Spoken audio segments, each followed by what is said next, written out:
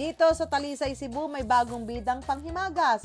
Mango float daw ang pangmalakasang dessert kapag may birthday.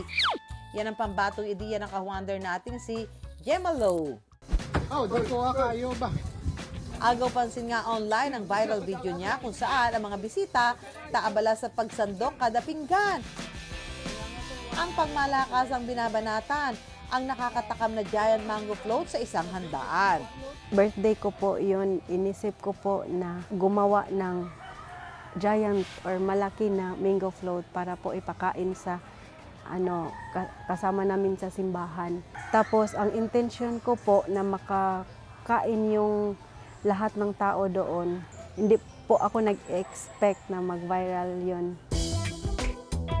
Paano ba naman hindi pagkakaguluhan? 50 litro ang kasya sa isang malaking container.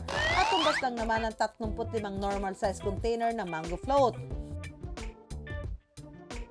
Sulit nga raw ang 4,000 piso na nagastos. 20 katao naman daw kasi ang craving solved, may take home pa nga. At dahil nga blockbuster, agad-agad nga raw siyang dinagsa ng mga order. Reaction po nila ay, hala, ang laki. The biggest mango float. Wow!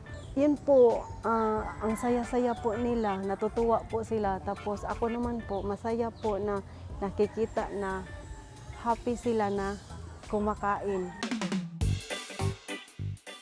Hindi nga raw porke malaki ang lagayan, tinipid na sa lasa. Dahil ang sangkap ika nga, siksik, liglig at mag-uumapaw na biskwit, gatas at hinog na mangga.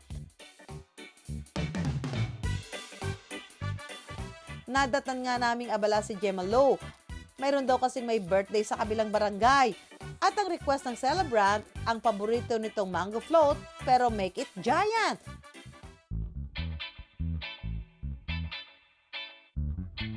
Kaya naman aming sinundan nang magkaalaman sa mga dudulog na bisita sa handaan.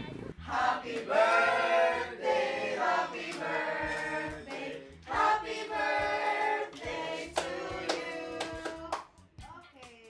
Sobrang special ng birthday ko kapag meron mango float. I wish ko ay good health. Salamat ako sa Panginoon nga binigyan ako ng another year. Grabe ang sarap. Ang pambatong Mythical 5 ng kanyang barangay at paaralan na si Franz, balak na i-celebrate ng big time ang kanyang kaarawan. Imbes na bolang pang-basketball ang bitbit, giant mango float ang kanyang ipapasa sa kanyang mga katropa. I wonder, makapuntos naman kaya ang giant mango float sa kanilang panlasa? Unang-una ko nakita na pinakalaki na mango float. Masarap at matamis. Kapag kinain mo, malilimutan mo yung problema mo. Parang tama lang yung lasa, hindi nakakaumay. Tunay nga, ang simpleng kaarawan magiging espesyal at wagas kapag kasama ang mga kakampi sa hirap at saya. Samahan pa ng giant mango float na MVP o Most Valuable Panghimagas.